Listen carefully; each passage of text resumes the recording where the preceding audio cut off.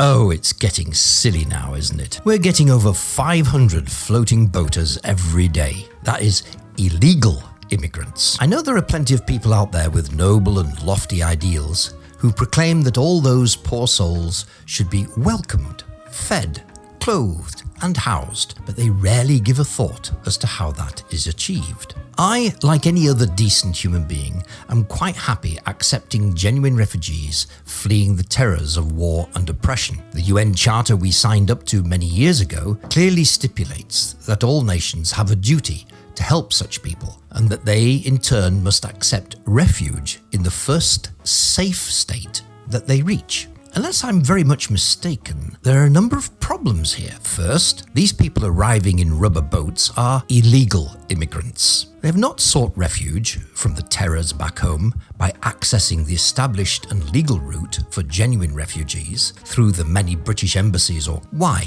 Are they not confident of their case? So having not entered a British embassy, why then have they not sought refuge in the first safe country they arrive at? Are they implying that our European neighbours are violent, murderous oppressors? Unless I'm seriously misinformed, I do not believe anyone coming across by rubber dinghy is a citizen of France, Belgium, Holland or Denmark, fleeing oppression or murderous authorities. I'm no great fan of the EU, but I have never accused them of such things. So the second question is, why are they risking life and limb crossing the 20-odd miles of the English Channel, one of the busiest shipping lanes in the world, having travelled through several safe European countries? There can only be one reason, and that reason is money. These people are not fleeing terrors. They are scrambling for a slice of the welfare pie and other economic opportunities offered in this country, and they have invested large sums of money in people traffickers to achieve just that. What happens when they get here?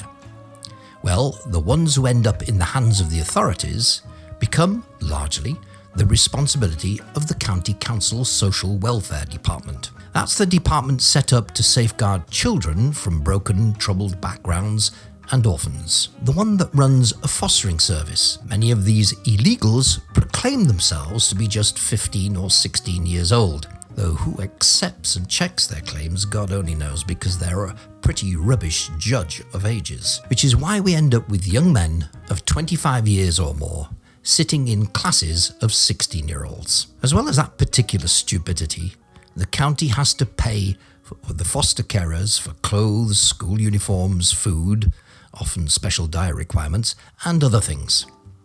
Trust me, I know. These young men, because of by far the majority of them are young men, make demands. They demand a mobile phone, the latest iPhone usually. They want Nike, Silk or Adidas clothing, nothing less. They demand a house of their own and actually expect one. Apparently, or so they are told and that they believe, the government will pay. They are provided with a lawyer to prepare and argue their claim in front of a Home Office official with help from the Refugee Council. The stories they create are worthy of the finest fiction. The stories they create are worthy of the finest fiction writers, except when the same set of events start appearing in 7 or 8 different claimants. Then they start resenting being treated as a 16-year-old and make unreasonable demands about freedom. Remember, they are illegal still. Once they are granted leave to remain for 5 years, they then disappear into one of our great cities to earn as much as quickly as possible, mostly as hairdressers, it would seem. This madness, for that is what your council tax and income tax are paying for, has got to the point of stupid, to the point where they laugh at a country so idiotic as to let them get away with the fictions they create.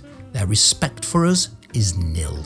They seriously think we're the mad ones. I think they're right.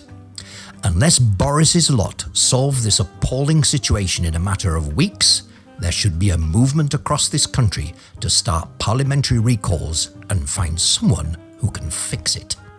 If you like the subjects and if you like what I do, please think about subscribing. Thank you.